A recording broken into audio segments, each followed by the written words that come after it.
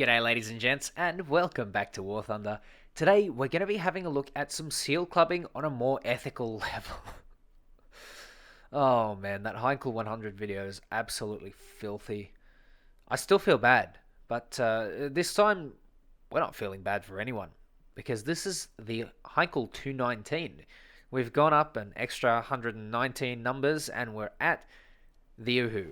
This particular plane comes absolutely jam-packed and is, I believe, a bomber hunter by nature. But who needs bomber hunting when you can go fighter hunting? This thing is kind of like a premium D5 Stuka, except it does different things than the Stuka, although it does kind of function the same way. The trick is, you go head on and you win. Well, not always, because 50 cals exist, but you do actually throw in some different stuff in the Heinkel 219. It does play really nicely, and when you have a team, the Heinkel 219 is fantastic. It's one of those planes that just works. It's just absolutely beautiful when you have at least one or two people there just to sort of save your ass when you really need it, and you can kind of do the heavy lifting if you have to. However, when you get sort of left in the dust, it really, really sucks. And we're going to see a little bit of both of that in this particular match. Now, this is one of the lowest battle rating planes to come with a radar, but the radar is only a sort of spotting radar. It doesn't quite target, but if you are in clouds, it can give you a little edge as to where your opponent might be if you can't find them with the Mark 1 eyeball. Although, it's kind of useless. I wouldn't really bother with the good old radar. It doesn't really add much to the plane. It's a nice little gimmick, but it's not a game changer. What is a game changer is the armament. You have two MG151s, two MK103s, and two MK108s. If that isn't an absolute fuck ton of armament, then I don't know what is. The Heinkel 219 comes with that forward armament primarily because it is a bomber hunter, but like I said, who needs bomber hunting when you can just go fighter hunting? Now, one of the things that the Heinkel 219 is very prone to is engine overheating. I've noticed that, I don't know, I guess it's a night fighter. It's supposed to fly when it's cold, right? I don't know, I'm just pulling things out of my ass there, but the 219 does come across with a couple of sort of heating issues, and I don't really know why. It's always burnt up on me like that. So running the WEP all the time is going to get that engine fried up pretty quick. As a side note, it also doesn't have a full cockpit, which is very disappointing. I kind of want a full cockpit for this thing. Not only because it's not a bomber, there's kind of no excuse for it to have a shitty cockpit like that, but at the end of the day, it's a small detail. We're really after the performance, the guns, and the Silver Lion gain, because this thing, of course, being a premium, when you get a good game, it rakes in the Silver Lions, and it is so good when it does. So, we can see what might be our first victim, and that is a B-25. B-25s are slow, fat, have 50 caliber machine guns, and kind of don't stand a chance if you are in the correct position. Obviously, you don't want to be going head on with the B-25, because the B-25 has forward-facing 50 cals, as well as turrets that can shoot forward. You want to be coming at it from the side and from underneath if possible, because there's no belly gun or ball turret underneath, and there is limited, but not no, firing from the sides. So if you come in sort of from underneath, kind of like where I'm coming in from is about right, because you're going to limit your firing arc to that top gun. But unfortunately for the B-25, he's gotten too close within range. He's gone for the dive instead of going for the head-on, which I probably would have taken if I were him. But at the end of the day, that's kill number one for me. So we're going to be starting a little rampage. This particular plane, as I said, in the right hands and with some teammates to back you up, is incredible. But it's not the performance that really wins it over. Have a look at how massive this plane is. Have a look at the pilot, have a look at the engines, and just see how absolutely ginormous this plane is. It has a lot of weight to shift around, and those two engines, they do a great job, but they still don't make the turning of even a P-47. So you are going to be struggling in certain turn fights. The P-47, however, decides that he wants to go for the other P-47, and that leaves me a nice, easy target. Yeah, nice and straightforward. There's not a whole lot to it. I'm just going to continue, try and get as much speed as possible, and of course, try and get a little bit of altitude, because if this thing does not have altitude, it's going to suck. Because you really need just a little bit of altitude over your opponents to deal with them. So, as you can probably hear, you may or may not hear a chicken in the background, or at least a rooster, because this guy is about to be turned into KFC if he doesn't shut the fuck up.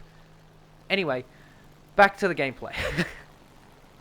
So, there's a P-47 who is nice and close, and close P-47s are scary. Kind of like a chicken that will be scared if it doesn't stop crowing, but that's okay. Moving swiftly on. Oh boy, I've wanted to make that joke in a video for a while, but that's okay. P-47, he's going to go for a weird sort of turn fight thing. He's going to turn at a weird spot, and he's going to basically put himself right in front of my guns, but unfortunately my potato aim doesn't quite swing on target as much as I need it. And then I notice that there's a P-47 who has basically come in nice quick head on. I obliterate him with the guns. I get very, very lucky. I admittedly get extremely lucky. If that guy had hit my pilot, I would have died. And to be honest, if I didn't have maybe a teammate around, I would also be dead. F-82, screw you. I'm going to commit to a head-on as well. But you can see how quickly that damages me. This plane does not really take damage that well. Once you sort of start to lose that oil, that wing, sort of that ability to produce lift, you just suffer. And you can see that even this P-47 is having an easy time keeping up behind me. This thing kind of has bomber maneuverability, but I don't know what went on with this P-47, but he decides he wants to overshoot, and then I can't quite get the guns on target. You can see I'm sort of struggling there, and the BF-109 G2 decides that he wants to try and clean up that absolute mess that I created. So I'm going to continue my dive, because it seems like this P-47 is going to follow, and then decides very wisely that it's a bad idea, and he puts the nose down and goes for a little run. This is where one of the big issues with the Heinkel 219 comes into play, and this is why I kind of compared it to the D5 Stuka. The D5 Stuka is very slow, and you need your enemies to sort of come to you as opposed to you picking the fight with them. And the same kind of applies here to the Heinkel 219. You either have to stumble upon your enemies, or your enemies have to foolishly come and have a go at your little jaws that you've got there. You know, your 6 absolute monstrous cannons. And unfortunately, that doesn't really leave you in a great spot. It means that they have the advantage, or at least they can have the opportunity to put themselves in an advantage before you can come to them with that advantage.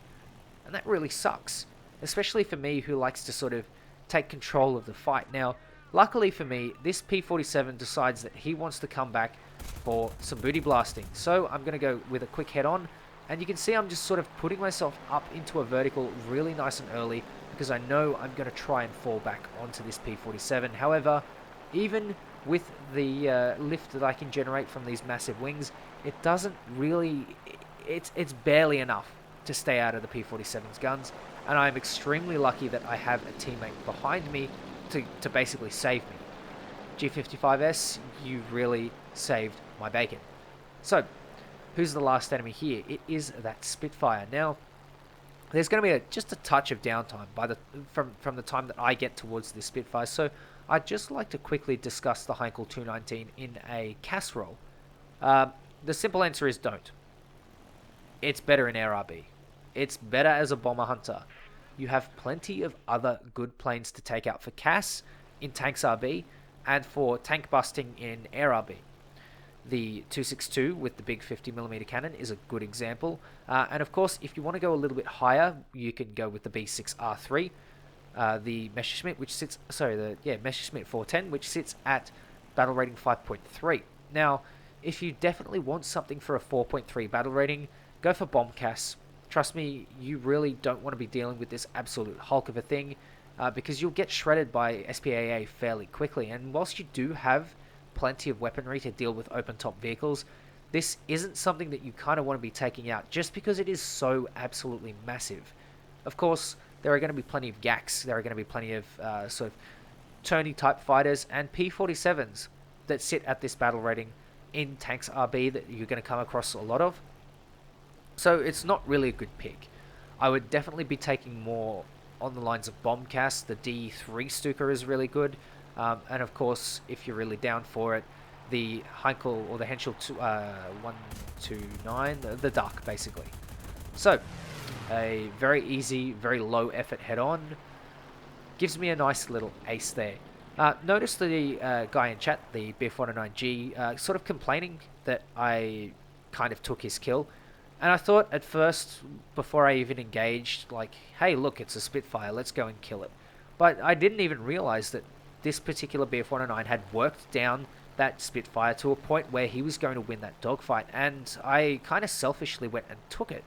Now, he's gone and climbed up above me, so he's clearly not going to go for the A26 here, and yeah, I don't really have a way of making it up to him, so I guess I'm sorry, mate. I'm pretty sorry I took your kill. Like, I can understand your frustration, and as someone who likes to go on about teamwork and go on about being nice and all that sort of stuff, yeah, I obviously didn't display it. I didn't practice where I preached, and I didn't sort of put my money where my mouth is. So I hope that makes it up for you. As I understand it, he is a subscriber, so big shout out to you.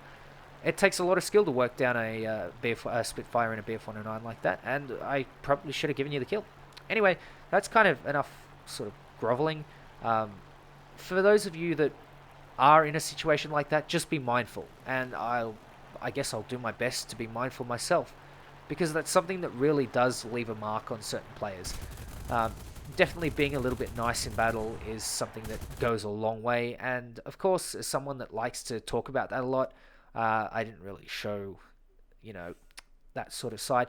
Anyway, that is the Heinkel 219. It is extremely capable when you have teammates around, but of course, it can let you down when you're alone. So take a team with you, take some mates, and you will have a blast. It is fairly cheap, as I understand. It's somewhere in the range of 2,500 golden eagles, but it's a good buy. Anyway, ladies and gents, thank you very much for watching. Take care, and I'll catch you next time.